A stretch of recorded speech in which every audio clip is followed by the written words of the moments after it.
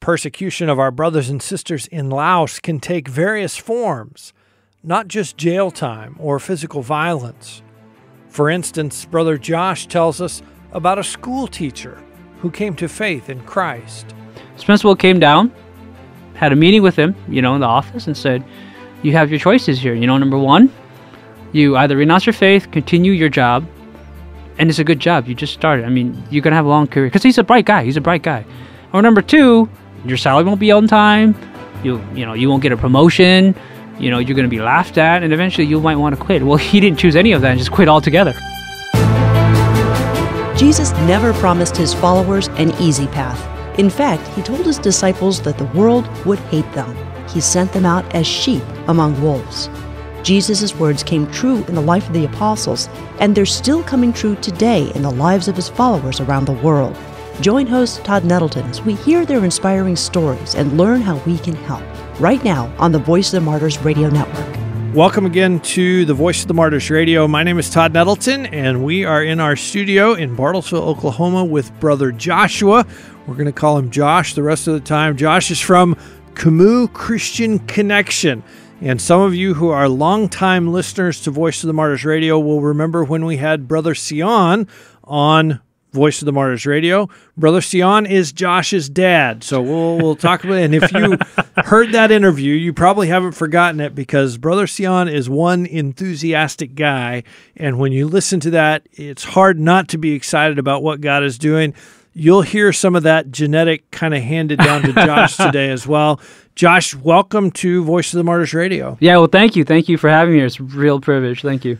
So, talk to me a little bit about the Khmu, because a lot of people here, listening to Voice of the Martyrs Radio, maybe they've never heard of the Khmu people group. Exactly. Tell me about them. Well, so the Khmu are actually a people group, obviously ethnic group, and the majority of them are based in the country of Laos, which is obviously a communist country. And so the Khmu has a very, very sad history because they used to be kings and rulers of that land before the Lao came. And they were driven out of the kingdom for 1,000 years as slaves. And so they're considered the lowest of the lowest, kind of like in India where there's a caste system. And so they're considered like that, just slaves. That's when the Lao see them, they're just slaves. They're just nobody in society. But yet, they are the second largest people group in the country of Laos. They're the slaves in the culture, but yet God is doing some amazing things. Right. Well, in 1987, statistically, 6,000 Christians were there when the communists, this severe persecution in 87. And now, 2019, almost 10% of the people group, which is close to 70,000, have been reached. Wow. See, the lowest of the lowest despise, but yet God uses that. It's so biblical. How's that happening? How are they hearing the gospel? How are they responding? Right. My dad, he is so passionate.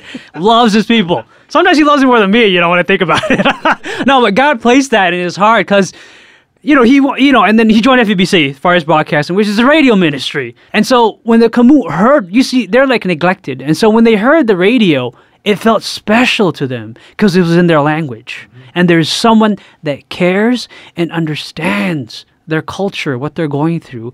And so it's something new back in the day in 87. And so people were receptive to the gospel. And they would cross over into Thailand and just be trained in leadership, disciple, and other topics in context related to them and be encouraged. And also meet my father who is on the air. So you can follow up with the listeners, hear their needs, testimonies, what they're going through. And they're also encouraged to fellowship with other pastors that are going through them. So, and you talk about, it's really a cultural thing too, because hey, how's the rice season today? How's your area? You see, they can really relate to that. For me, I don't understand that.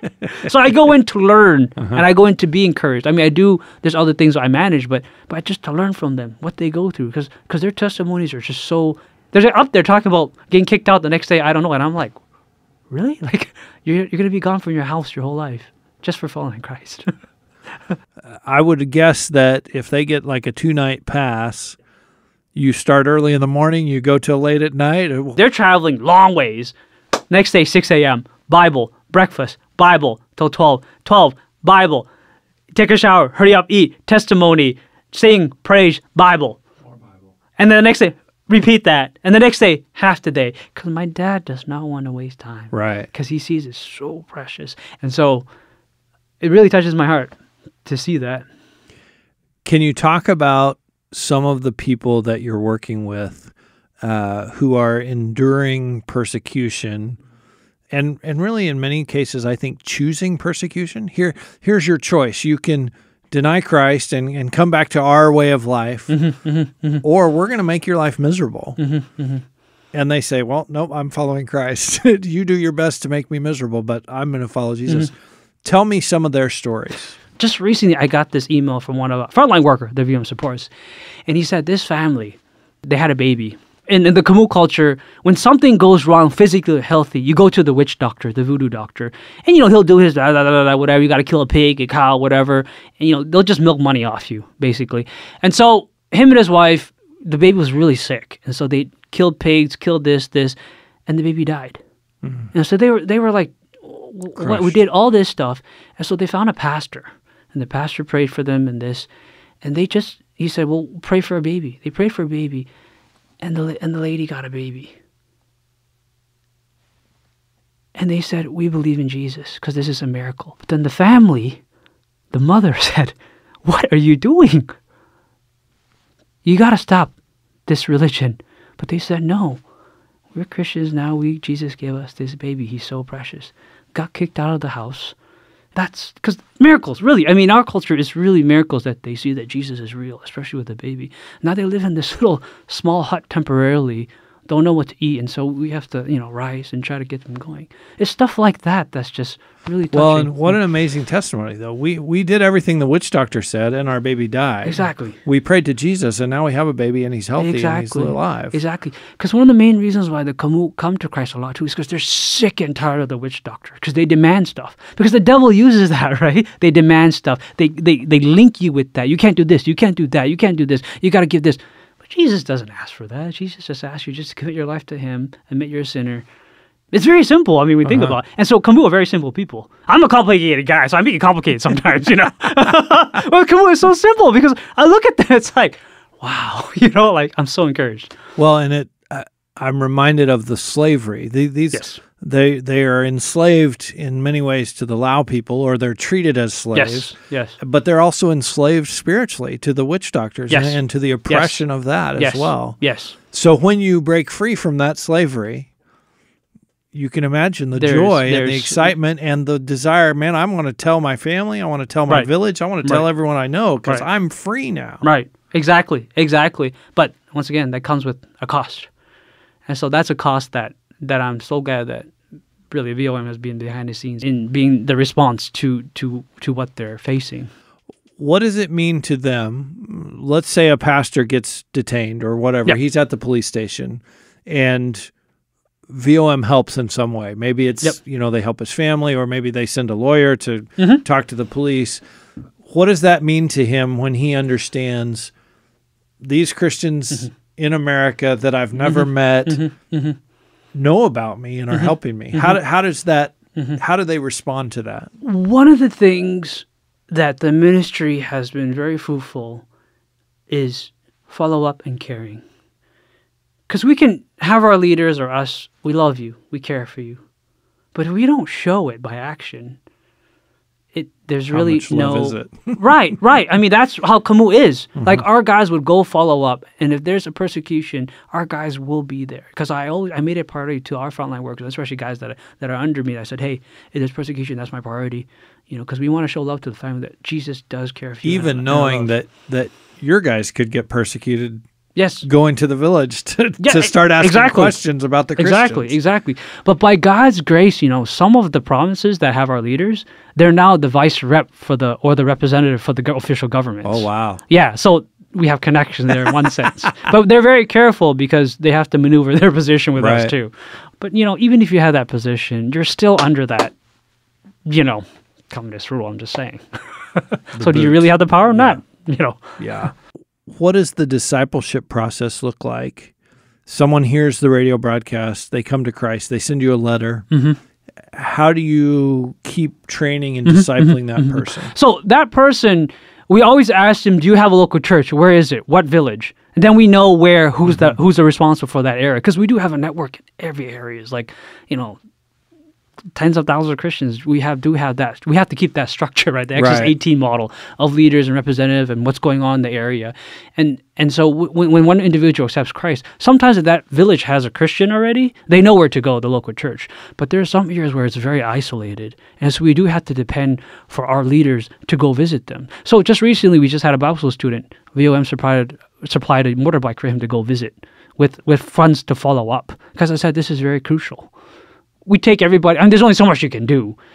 That's why we've had our Bible school training program that we're trying to find young men and women who are committed to go back to the local community to serve their people. And talk to me about the Bible school. What does that program look like? Well, it's a 4-year training. Actually, in 1989, when we started, Thailand was more free. In terms of visa-wise, more easy access. And so we've had about 60, 70 students come from Laos since 1999 until now, graduate from Thailand.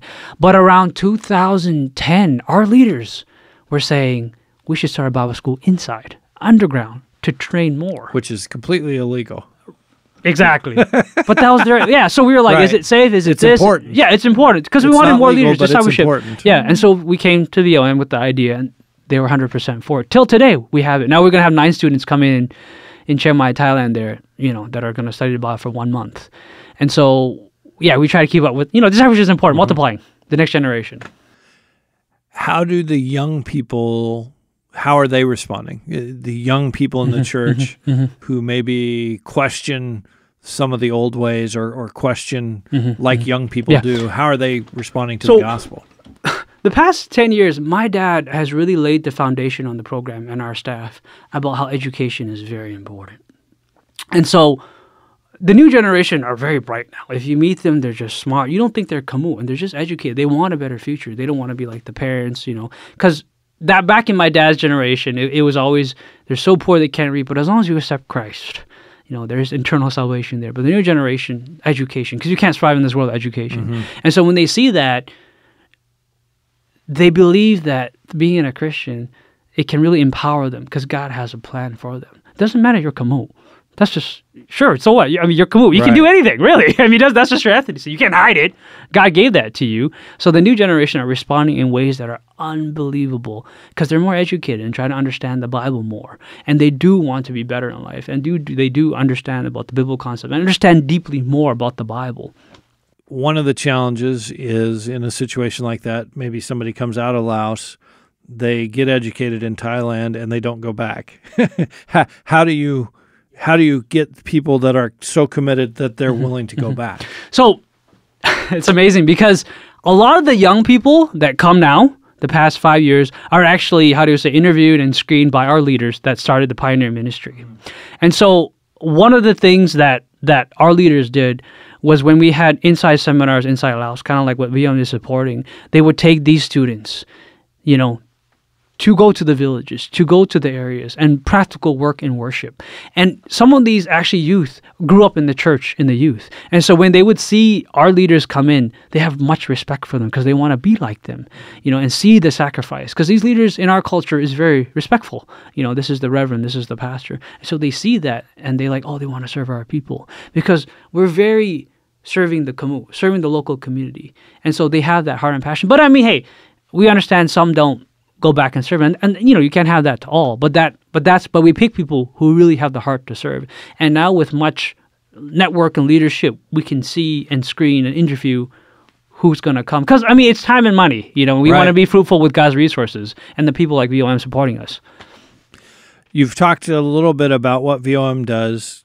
Tell me a little more about how VOM is standing behind your work and encouraging and supporting what you're doing. We've been in partnership with VOM for almost 20 years. And so in my personal life, I'm very grateful for VOM because I found my wife through VOM, obviously. But not only that, when I came back in 2000... That is not a normal part of our ministry, but it worked out that way for you. But in 2007, they really supported me, got me a visa, and really understanding the work of VOM. And I started seeing the care they have for the persecuted church in 2 various forms and being the voice for us.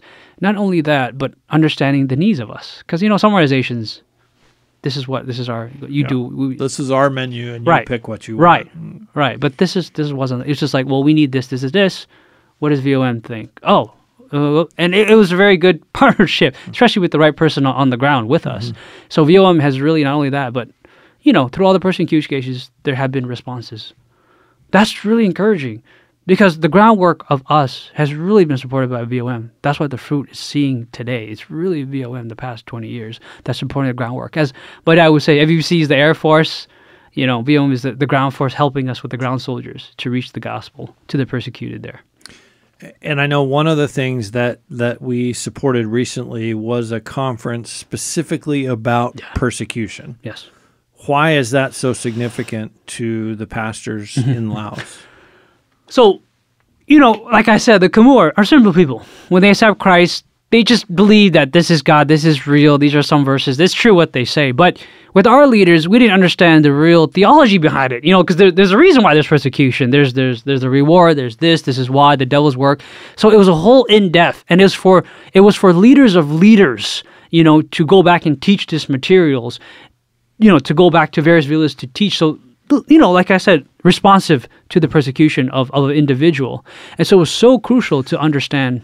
So would most of the people attending that seminar have been through some form of persecution? Oh, yeah. By the time they got there? Oh, yeah. Like, I think we had a session and somebody, how many have been persecution? Like half of them, more than half.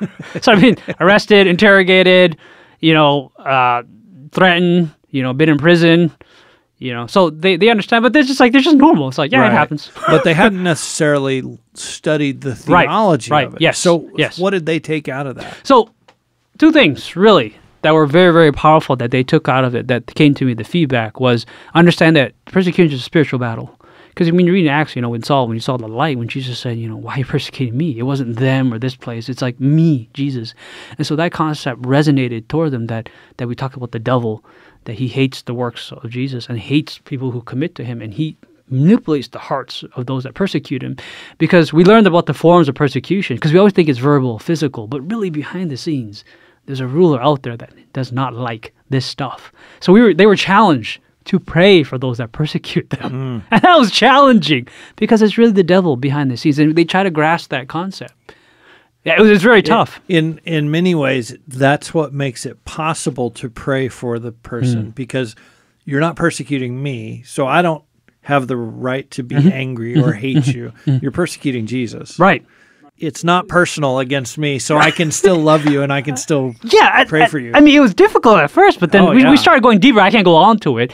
So you think about persecution is sometimes it's just that. It could be yearly, short, but God uses things in, I don't want to sound cliche, but in mysterious ways, right? Yeah, he really uses that. Or like Bunchan, as you know, that former communist criminal. Bunchan, who was one of our IDOP videos, International Day of Prayer videos, maybe 5-6 years ago. Yeah, like in prison, 13 years close to you, but then 500 people accepted Christ, and the new generation sprung from that church. From his sacrifice in prison. It just works that way. I've seen it, firsthand in the ministry as I was growing up as a kid. And I'll confess, I was doubting it because I was young, anything, and my dad just had that commitment to the people, and today I see that fruit bearing. We're talking today on Voices of Martyrs Radio with Josh. He is from Khmu Christian Connection. Josh, you mentioned Pastor P. Let's talk about his story a little bit, and again the choice that he made. This is inspiring to me. He had a choice to make, and he chose the hard path. But tell us a little bit about his life and how he came to faith. So Pastor P got high grades in high school, and wanted to be a school teacher. And in Laos, in the communists, being a school teacher is a respectable job. It's not easy to get into also, because eventually you could get good pay, good pension, become in the Communist Party even, and go up in life. But then in his village, there was already a church. There was already some sort of solid foundation of Christianity in that village already. And so the pastor evangelized him, and he accepted Christ. Just, okay. But as a school teacher, that's risky. That's really dangerous. That's really dangerous. Because when you apply for government jobs, they see you're a Christian. You're out. You're out. You don't even get an interview. Right. Or you renounce your faith, really. And so at that time, He was so excited. Holy Spirit filled him. He started evangelizing to the students, right? His students. So yeah, exactly. So again, but I'm free now. Right. I want to tell everyone. He wanted to tell his students. Right. But right. that's obviously going to create problems. Yeah. So some were interested. Some were scared. Some accepted Christ. And some went to the principal to tell the principal. The principal came down, had a meeting with him, in the office and said, you have your choices here. Number one, you either renounce your faith, continue your job, and it's a good job. You just started. I mean, you're going to have a long career. Because he's a bright guy. Mm-hmm. Or number two, we'll bleed you. Either bleed you to quit. Either your salary won't be on time. You won't get a promotion. You're going to be laughed at, and eventually you might want to quit. Well, he didn't choose any of that and just quit altogether. Had the passion, went to Chiang Mai, Thailand, studied the Bible for 4 years. And he met his wife there because his wife was a student also at Bible school with us. And now, 8 years later, pastor at a vibrant house church, 150. And just last year, right, January to December, 78 people to Christ that he led. Because we had this city outreach in the capital city of Vientiane. Wow. And see, God, it's just amazing what that choice he took to today. I just think of how tempting it would have been to sort of negotiate with God. I can be a teacher and I'll keep my mouth shut at school so I can keep my good job. And I'm going to, God, this is how you're going to provide for me. I'm going to have this good job. And then I can do some stuff on the side, but I'll kind of keep it down low. But he's like, nope, I'm quit my job. I'm doing this. And I was really young. I mean, when I was 22, I was like, how am I going to survive? I got to pay bills here. I've got mouths to feed. Exactly. That's the boldness that I think really inspires me, is just that, no, I choose Jesus. And I don't care what you're going to do to me. I don't care how much it's going to cost me. I don't care if I lose my job. I choose Jesus. Jesus saved me, and I'm going to follow him. That kind of faith, I think, is something that can be really inspiring to all of us who are followers of Jesus. Yeah. We're talking today on Voice of the Martyrs Radio with Josh from Khmu Christian Connection. Josh, we always finish up helping our listeners to pray. So I want you to help us to pray first for the country of Laos as a whole, but then especially for the Khmu people. Laos just released a new law called, I think, the 315, which limits the gathering of religious activity. So it's not only Christians, but it's kind of aimed toward Christians, that there can be no gatherings of religious activities if you don't get a signature from the head of the village or authorities, which, I mean, come on. So every house church is now illegal. Yeah, technically. Unless they got the signature. So that's the basic gist of it. I still have to go back and read that law, but the people are complaining and there's been seminars, but that's something that the law really limits, the follow-up and evangelism, because when you come to there, the authorities will ask you, like our leaders, what are you doing here on weekdays? But our leaders are pretty Do you smart. have permission to be here? Exactly. Who signed off on this? Exactly. Yep. But like we have inside seminars inside Laos that VOM supports, and so our leaders said, more crafty, they would go on weekends, because on weekends is when there's Christian activities. So they would, in a sense, still assimilate our leaders with the Christian activities, that there's a guest here, this is a Christian activity. And so they try to maneuver these things. Or they have cousins or families, or they're going to go buy rice in the one village, or they're going to have, sell their cows. So we try to do crafty with these things to bypass the law. So this law is really causing a lot of problems. So pray for this law to somehow be defeated. Exactly. Lord can do that. Exactly. And as a whole. And not only that, there's still many that haven't heard about Jesus in Laos. I read somewhere there's about almost 160 people groups there, and almost 59 unreached people groups that haven't heard Jesus.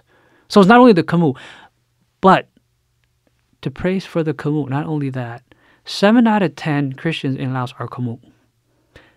They are the gateway people group. Like I met OMF directors have told me this. They are the gateway, and many, many people groups are going to the Khmu, like the Hmong, the Pride, the Oi in the south. So pray that the Khmu will be the light and continue to be the light for other people groups. Josh, thanks for sharing with us, and your dad's passion has obviously filtered down to you. We've been talking today on Voice of the Martyrs Radio with Brother Josh. He is from Khmu Christian Connection. As I mentioned earlier, his dad, Brother Sion, has also been a guest here on VOM Radio. If you go to vomradio.net and just search for the word Laos, you will come up with that interview with Brother Sion. You'll also come up with this interview with Josh. If you want to listen to it again or if you missed part of it, join us again next week as we continue to talk about what God is doing around the world right here on the Voice of the Martyrs Radio Network.